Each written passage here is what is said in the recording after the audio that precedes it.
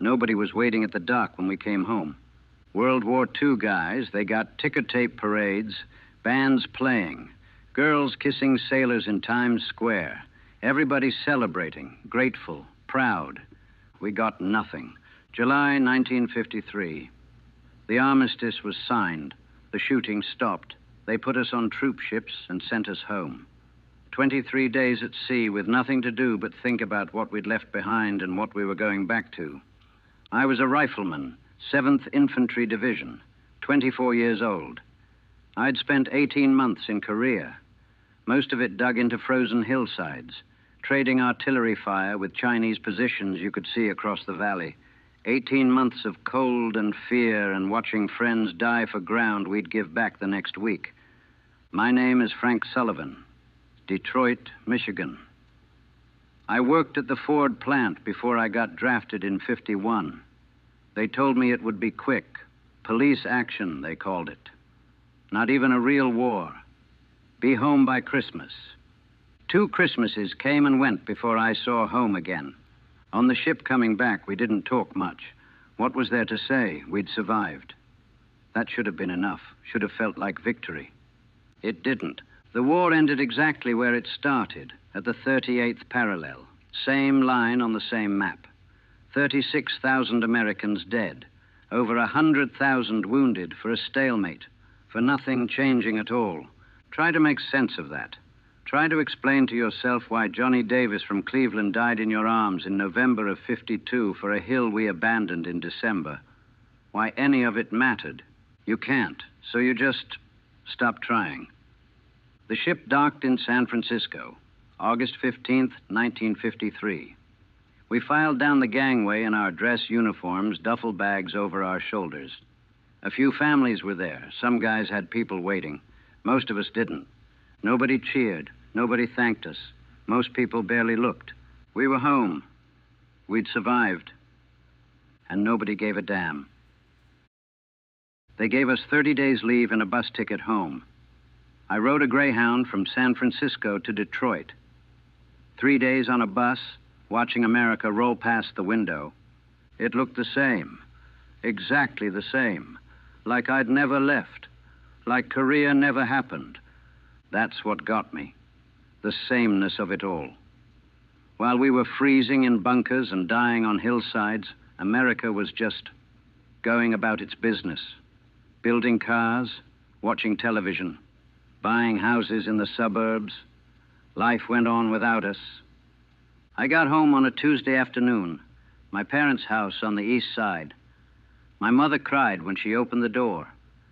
My father shook my hand, gripped my shoulder. Welcome home, son. My kid sister was there. She'd been 14 when I left, just a kid. Now she was 16, wearing lipstick, talking about boys and sock hops. The world had kept turning. People had kept living. Only I'd stopped. They had a dinner ready. Pot roast, mashed potatoes, green beans, my favorite meal. Sat around the table like old times. They asked questions, careful questions. Was it cold? Did you get enough to eat? Did you make friends? Safe questions. Nothing about the actual war. Nothing about what I'd seen or done. They didn't want to know, and I didn't want to tell them. My father mentioned that my job at the Ford plant was waiting. Same position, same line. They'd held it for me like the law required. Could start next week if I wanted. Next week. Like I just needed a few days to shake off 18 months of war. That night, I couldn't sleep in my old bed. Too soft, too quiet. I ended up on the floor with a blanket, and even then I kept waking up, reaching for a rifle that wasn't there, listening for sounds that didn't come. My mother found me there in the morning. Didn't say anything. Just looked at me with this expression. Part worry, part sadness, part something else I couldn't identify. Pity, maybe. I started going out during the day, walking around the neighborhood. Everything was so loud. Cars, kids playing, music from open windows. So many people just living their normal lives. Going to work, coming home, complaining about traffic or the weather. Nobody talked about Korea. If I mentioned it, they'd nod politely and change the subject. It made people uncomfortable. Reminded them of something unpleasant they'd rather forget. And they were forgetting. Already. The war was over, such as it was, and America was moving on. There were more important things to worry about. McCarthy hearings, new cars with bigger tail fins. I Love Lucy on television. Korea was yesterday's news, already fading, already forgotten. And we were supposed to just fit back in, pick up where we left off, pretend those 18 months never happened. But they did happen, and I couldn't pretend they didn't. I started back at the Ford plant in September. Same assembly line, same foreman, same job. Putting doors on fair lanes, 8 hours a day, 5 days a week. The noise was overwhelming. Pneumatic tools, metal on metal, men shouting over the machinery. I'd be standing there with a rivet gun, and suddenly I was back in Korea. Incoming artillery, the screaming, the... Sullivan, you gonna stand there all day or finish that door? I'd snapped back. Realize I'd frozen. Lost time. Minutes gone while I was somewhere else. It happened more and more. Loud noises would do it. Backfiring cars, fireworks, a door slamming. I'd hit the ground or freeze up, or my hands would start shaking so bad I couldn't work. The other guys noticed. Started avoiding me. Calling me Section 8 behind my back. Crazy. Shell-shocked. The foreman pulled me aside after 2 weeks. Look, Sullivan, we're glad you're back and all, but you got to get it together. Can't have you spacing out on the line. It's dangerous. He was right. I was dangerous. To myself, to others. I quit the next day. My father was disappointed. Didn't say it, but I could see it. His son, the veteran, couldn't even hold down a simple factory job. I tried other work. Warehouse jobs, loading docks, construction. Never lasted more than a few weeks. Something would always trigger me. A sudden noise, someone yelling, the smell of diesel fuel, and I'd be gone. Back in the frozen hills, back in the war. The VA hospital had a psychiatrist. I went once. He asked me questions, took notes, nodded professionally. Diagnosed me with adjustment disorder. Said it was common, would pass with time. Gave me pills that made me feel numb and distant. I stopped taking them, stopped going. What was the point? He'd never been there, never felt what it was like. He was trying to fix something he didn't understand. I started drinking. Not a lot at first, just enough to quiet the noise in my head, enough to sleep without the dreams. But you need more and more to get the same effect. By winter, I was going through a bottle every couple of days. My parents would find me passed out in the basement, find empty bottles hidden around the house. They tried to talk to me, tried to help. But how could they help when they didn't understand? When they'd never seen what I'd seen? I met other Korea vets at a bar on Michigan Avenue. We'd sit together, not talking much, just drinking. Understanding each other without words. We all had that same look. That hollow-eyed stare. That distance. One of them, guy named Martinez, he told me about the nightmares. How he'd wake up screaming, scaring his wife and kids. How he couldn't hold his newborn daughter because his hands shook too much. How some days he couldn't remember why he was supposed to keep living. 2 months later, Martinez ate his gun. 30 years old. Survived 18 months in Korea just to die in his garage in Cleveland. They called it suicide, filed it away. Another sad story, but I knew the truth. The war killed Martinez. Just took 3 years longer than it should have. And I started wondering how long it would take to kill me. I'd go to the grocery store and see families shopping together. Couples holding hands, kids laughing. Normal people living normal lives. And I felt like an alien. Like I was watching them through glass. Like I was already dead and nobody had told me yet. The worst part wasn't the nightmares or the flashbacks or the drinking. The worst part was the isolation. Being surrounded by people but completely alone. Having experiences nobody else could understand. Speaking a language nobody else spoke. We came home to a country that didn't want to hear about it, that wanted us to just be normal again, be the boys they remembered, slot back into our old lives like nothing happened. But we weren't those boys anymore. Those boys died in Korea. What came back was something else, something broken. By 1954, I was barely holding on, living in a rented room on the West Side, picking up odd jobs when I could, drinking when I couldn't. My parents had stopped calling, or maybe I'd stopped answering. Hard to remember. The days blurred together. Wake up, try to remember why, find a bottle, wait for night. I'd see other veterans sometimes. You could spot them. That look in their eyes, that careful way they moved, like they were always expecting something bad to happen. We'd nod to each other. Brothers in a war nobody remembered. Members of a club nobody wanted to join. There were no support groups, no PTSD counseling. They didn't even call it that yet. The government's attitude was, you survived, you got your discharge pay, now move on. Be grateful. Grateful. I met a girl, Sarah, worked as a waitress at the diner where I'd get coffee. Pretty, kind. She didn't ask about the war, didn't push, just accepted me as I was. We dated for a few months. Normal things, movies, dinner, walks in the park. She made me feel almost human again, almost normal. Then one night, a truck backfired outside her apartment.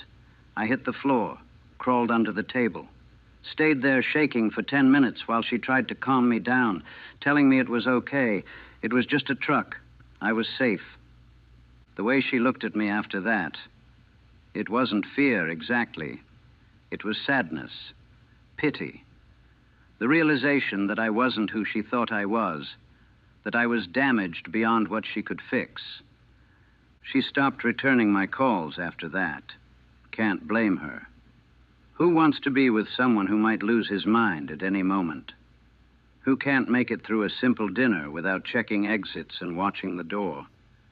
The Korean War Veterans Association tried to organize, get us together, form a community.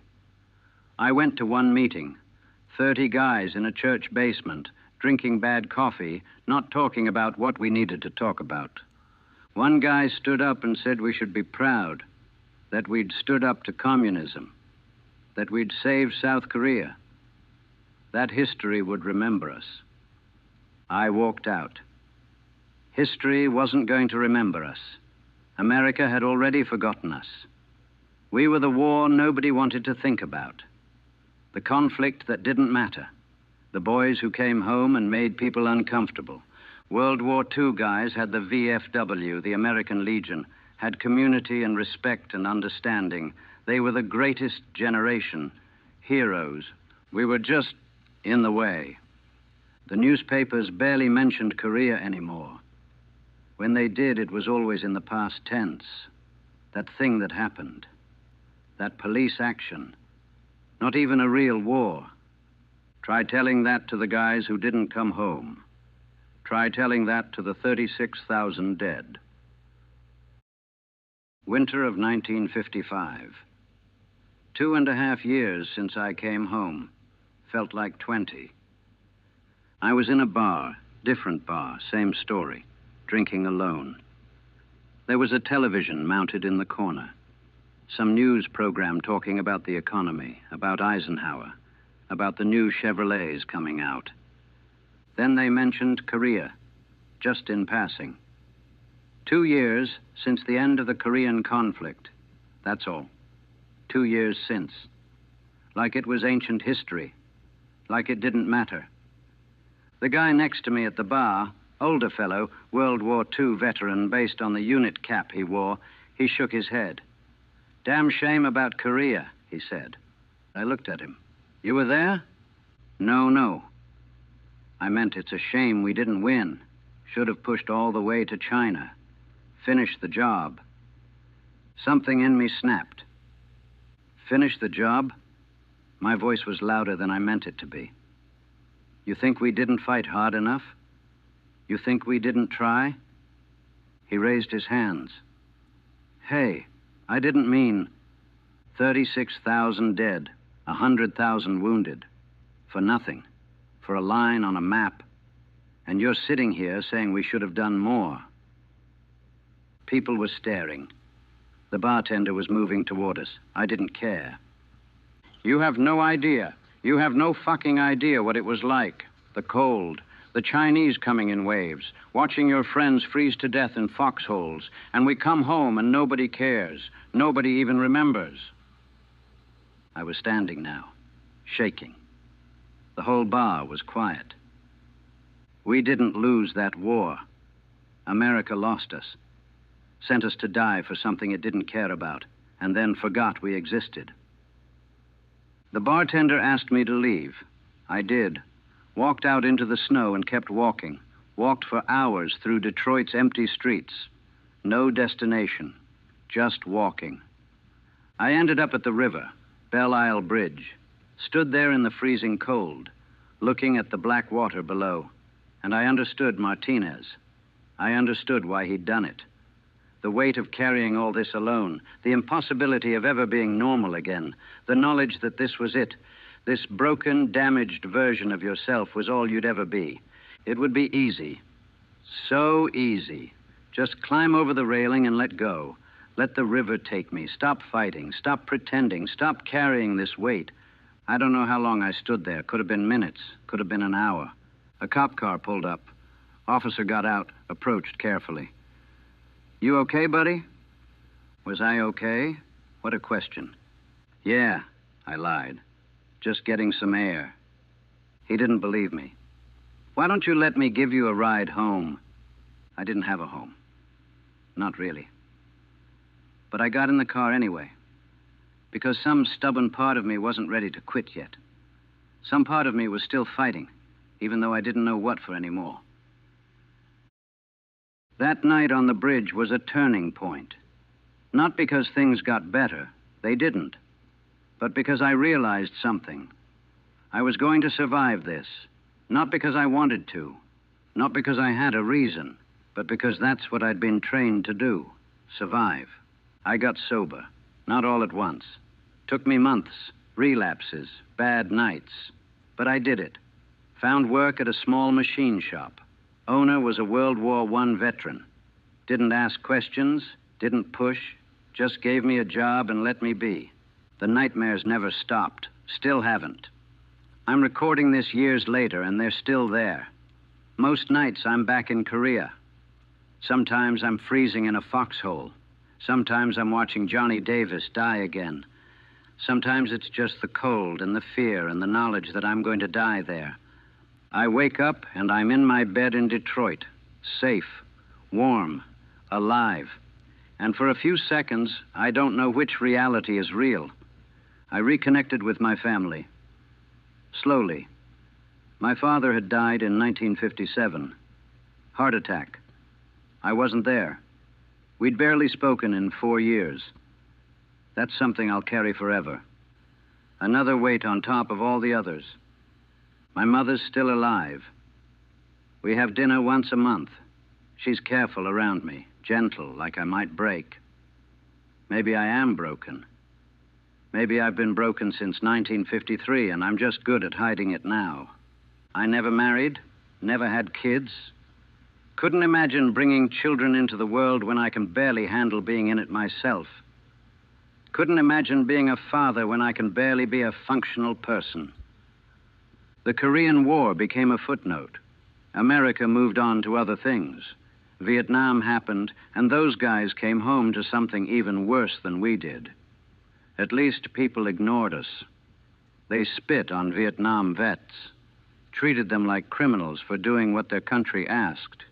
We're all forgotten wars now. Korea, Vietnam, the ones that didn't end in victory parades, the ones that made people uncomfortable, the ones they'd rather not remember. Sometimes I meet other Korea vets. We're older now. Gray hair, bad knees, all the physical scars of aging, but you can still see it in our eyes. That distance, that knowledge of what we carry. We don't talk about it much. Don't need to. We understand each other without words. One guy I know, Thompson, he said something that stuck with me. We survived the war, he said, but we didn't survive coming home. He's right. The war didn't kill us.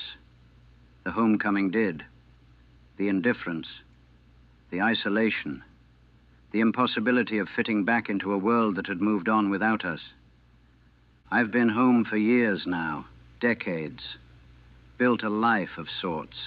Go to work, pay my bills, exist. But I'm not really here. Part of me never left Korea, never came back across that ocean, never walked off that ship into a country that didn't care. The Army taught me how to fight, taught me how to kill, taught me how to survive in combat. But nobody taught me how to come home, how to live in a world that didn't want to hear about what I'd seen, how to be normal when normal was impossible. That's the thing they don't tell you about war. The fighting ends, but the war doesn't. Not for us.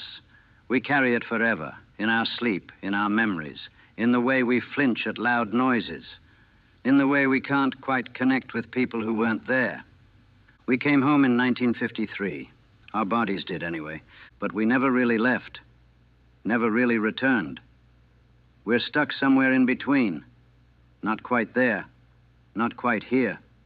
Ghosts in our own lives. People say, "Thank you for your service now."